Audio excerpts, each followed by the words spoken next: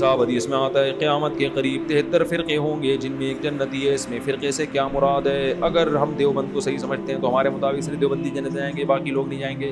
اس کا جواب میں کئی دفعہ دے چکا ہوں کہ حدیث میں جو آتا ہے نا 73 فرقوں میں سے ایک جنت 72 جہنمی, تو اس حدیث میں فرقے کا نام نہیں بتایا.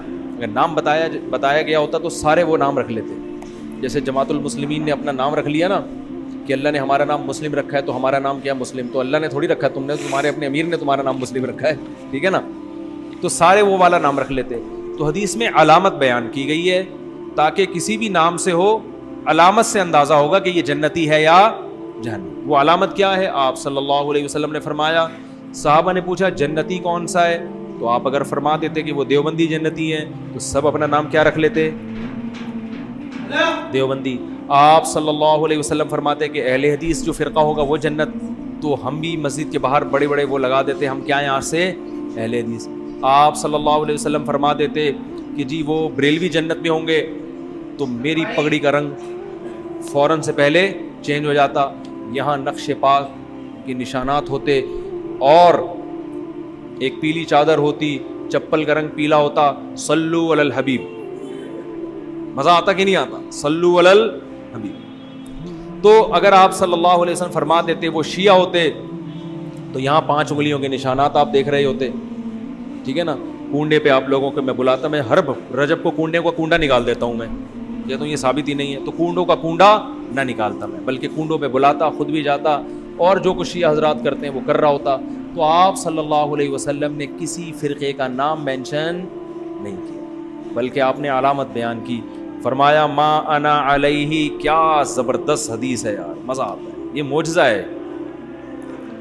ما انا علیہ و اصحابی. آپ یہ فرماتے جو قرآن پہ چلے گا, تو آج ہر باطل فرقہ دلیل کہاں سے دیتا ہے؟ قرآن سے. غامدی صاحب کے جتنے دلائل ہیں آیتیں پڑھیں گے وہ, جہاں حدیث آئیں گی تو وہ فوراً چینج.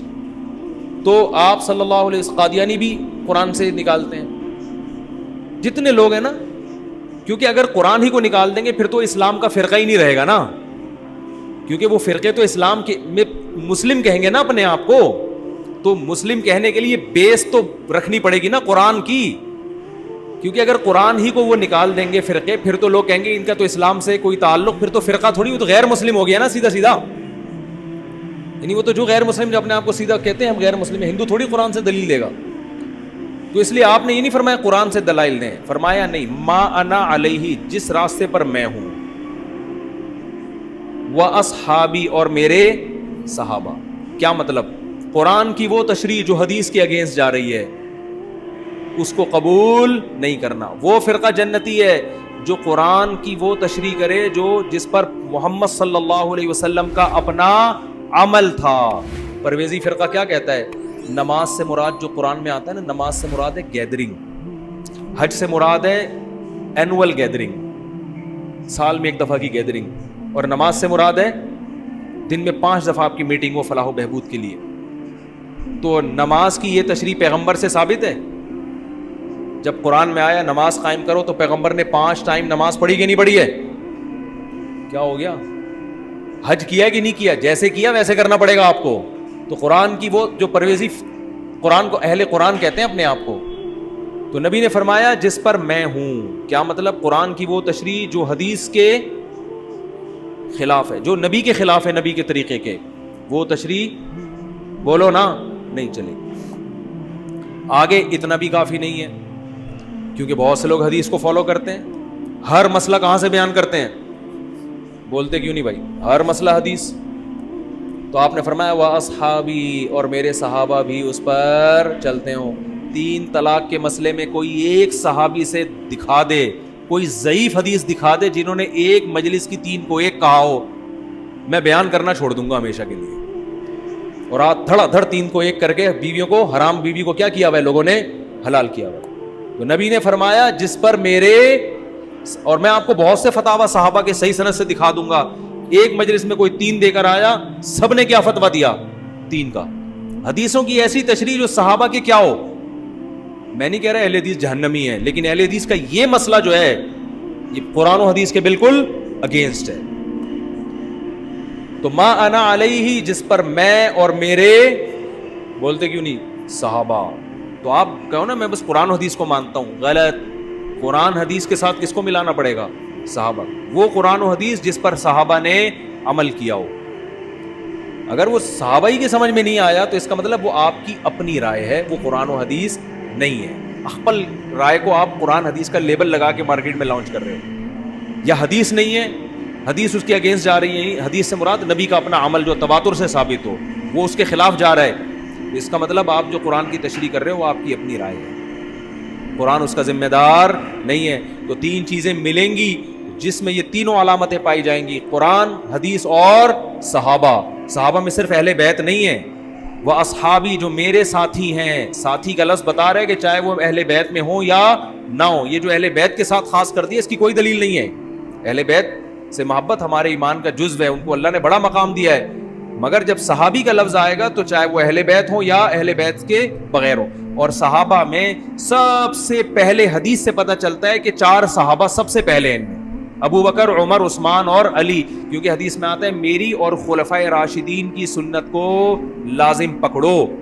تو وہ ایسی تشریح جو خلفائے راشدین نہ کر رہے ہوں وہ بھی غلط ہے. خلفائے راشدین اس کے اگینسٹ جا رہے ہوں وہ بھی کیا ہے؟ بولتے کیوں نہیں بھائی؟ غلط ہے. تو صحابہ میں سب سے پہلا مقام کس کا ہے؟ خلفائے راشدین کا, حضرت ابو بکر کا, عمر, عثمان اور علی رضی اللہ عنہم اجمعین. ان کے فیصلوں کا بڑا اعتبار ہے. تبھی ائمہ اربعہ جو ہے نا, چاروں امام ابو حنیفہ, مالک, شافعی, حنبل, امام احمد حنبل, انہوں نے صحابہ کے عمل کو بہت فوکس کیا ہے. کوئی حدیث کی ایسی تشریح نہیں کی ہے جو صحابہ کے بالکل اگینسٹ جا رہی ہو. آج کل لوگ ہیں اٹھ کے بس کہتے ہیں اماموں کو نہیں مانتے, اب تو قرآن حدیث کو مانتے ہیں.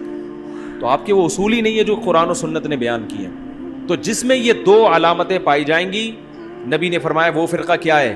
جنتی. اب وہ چاہے کسی بھی نام سے, وہ دیوبندی میں بھی ہو سکتے ہیں, وہ بریلوی میں بھی ہو سکتے ہیں, وہ اہل حدیث میں بھی ہو سکتے ہیں, وہ کسی میں بھی ہو سکتے ہیں. یہ 2 چیزوں کو جو لے کے چلے گا, قرآن کے ساتھ حدیث اور عمل صحابہ. پھر ان میں اگر اختلاف رائے ہوتا ہے تو وہ فرقے میں داخل نہیں ہے, کیونکہ یہ اختلاف صحابہ میں بھی ہوا, صحابہ نبی کی زندگی میں بھی ہوا, نبی نے دونوں کو صحیح قرار دیا. جیسے رفع الیدین کرنا بھی ٹھیک اور نہ کرنا بھی, کیونکہ یہ جو اختلاف ہے رفع الیدین کا, یہ قرآن, حدیث اور صحابہ تینوں کو ملا کے ہوا ہے. حنفیہ نے بھی قرآن کو بھی دیکھا, حدیث کو بھی اور صحابہ کو بھی. ان کی رائے یہ بنی کہ نہ کرنا افضل. اور جو شافعی ہے, امام شافعی, انہوں نے بھی قرآن کو بھی دیکھا, حدیث کو بھی اور عمل صحابہ کو بھی. دونوں کے پاس دونوں قسم کے دلائل ہیں.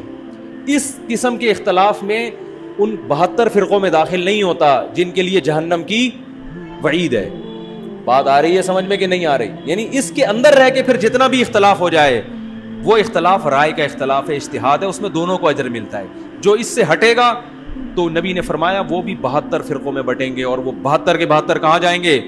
جہنم میں. تو یہ نام نہیں بتایا کہ دیوبندی جائیں گے کہ بریلوی جائیں گے, لہذا کوئی یہ کہتے ہیں کہ دیوبندی جنتی اور باقی سارے جہنمی, وہ بھی غلط ہے. کیونکہ دیوبندی تو بر صغیر میں پائے جاتے ہیں, اور کہاں پائے جاتے ہیں؟ ٹھیک ہے نا, عربی تو اپنے آپ کو دیوبندی نہیں کہتے, اس کا مطلب مکہ مدینہ تو سارے کہاں گئے؟ جب وہی جہنم میں چلے گئے تو پھر جہاں اسلام آیا تھا.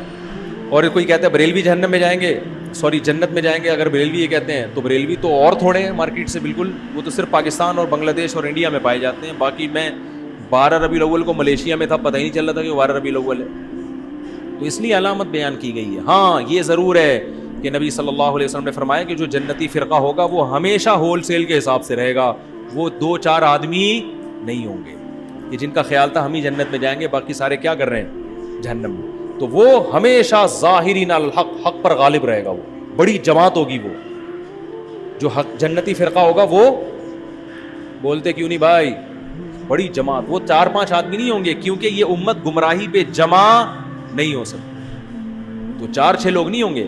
تو عقائد جو ہیں, عقائد اور یہ بیسک چیزیں, یہ جن کی بھی چاہے دنیا میں سلفی کے نام سے ہو, اہل حدیث کے نام سے ہو, دیوبندی کے نام سے, اس سے کوئی فرق نہیں پڑتا. جن کے اندر یہ 3 علامتیں پائی جائیں گی وہ کیا ہوں گے؟ جنتی. ہاں پھر نبی نے ان کی کچھ, یہ تو ڈیفینیشن ہے, لیکن کچھ ان کی علامتیں بھی بیان کی ہیں. فرمایا کہ وہ لا یزال طائفۃ من امتی, میری امت کی جو حق جماعت ہوگی نا, ان میں ایک خاص بات ہوگی, لڑتی رہے گی. وہ کیا کرے گی؟ ان عقائد کے حامل لوگ جہاد بولتے کیوں نہیں بھائی, کرتے رہے. تو آج دیکھ لو دنیا میں جہاد کہاں ہو رہا ہے, کون کر رہا ہے. یعنی ایسا نہیں ہوگا کہ وہ سارے اسلام دشمنوں سے سلو کر کے بالکل کمپرومائز کر کے ہمیشہ کے لیے بیٹھ جائیں. یہ ہو سکتا ہے وقتی سلو ہو جائے, لیکن ایک فریق ہمیشہ لڑائی کرتا رہے. تو آج امت میں جہاد ہو رہا ہے, ہوتا رہے گا ہمیشہ سے. مختلف ملکوں میں لڑائیاں ہو رہی ہیں, حق اور باطل کی جنگیں ہو رہی ہیں. تو یہ ضروری نہیں ہے کہ جو لڑے گا لازمی وہ حق پر ہوگا, یہ نہیں ہے. بعض باطل لوگ بھی لڑ رہے ہوتے ہیں. مطلب یہ کہ جو حق پر ہے ان میں ایک جماعت لڑے گی لازمی. تو وہ ایسا نہیں ہے کہ بالکل ہاتھ پہ ہاتھ دھر کے بیٹھ جائے. تو بہت بڑی علامت کیا ہے؟ سواد اعظم. جو شاذ ہوگا نا امت سے ہٹے گا, وہ کبھی بھی سیدھے راستے پر نہیں ہو سکتا. کیونکہ امت گمراہی پہ, حدیث میں آتا ہے, صحیح حدیث ہے, میری امت گمراہی پہ جمع نہیں ہوگی. تو جو بھی ایسی بات کر رہا ہے نا, کوئی قرآن و سنت کی ایسی تشریح کر رہا ہے جو مارکیٹ میں آپ فرسٹ ٹائم سن رہے ہو, آپ علماء کو یہ سنتے ہوئے نہیں پاتے, تو آپ یہ نہیں کہو گے کہ یہ علماء کی دکانیں بند کر رہا ہے, بلکہ آپ حدیث کی روشنی میں یہ کہو گے یہ اپنی دکان کھول رہا ہے. کیونکہ امت تو گمراہی پہ جمع نہیں ہو سکتی. تو اتنے سارے امت کے صلحاء, محدثین, فقہاء کا جو عقیدہ ہے اور جو ان کی رائے ہے, ان کی تحقیق ہے, آپ اس سے ہٹ کے کوئی نئی تحقیق مارکیٹ میں لاؤ گے, دیوار پہ پھینک دی جائے گی. تبھی میں ہمارے اہل حدیث حضرات جو ہیں, میرے بہت سارے ایسے دوست ہیں جو میرے بیان سنتے ہیں, میں ان سے ایک ریکویسٹ ضرور کرتا ہوں, چلو آپ حنفی نہیں بنتے نہ بنو, لیکن اتنا اہتمام کر لیا کرو کہ ایسا قول جو چاروں فقہ سے باہر ہو, اللہ کا واسطہ یہ کام مت کرو. قرآن و سنت کی ایسی تشریح کرنا جو نہ امام حنیفہ کی سمجھ میں آئی, نہ امام شافعی کی, نہ امام مالک کی, نہ امام احمد کی, ایسی کم از کم اس کا تو خیال کر لو. کیونکہ امت صدیوں تک ان چاروں میں سے کسی ایک کو فالو کرتی آئی ہے. تو اتنی بڑی امت اگر غلط ہو گئی تو یہ تو غیر مسلم, ایک تو حدیث کے بھی خلاف ہے کہ حدیث میں آتے میری امت گمراہی پہ جمع نہیں ہو سکتی, اور دوسری بات یہ ہے کہ غیر مسلم بھی ہنسے گا کہ جب تمہارے جو حکومتیں جن فقہ پہ چلی ہیں صدیوں تک,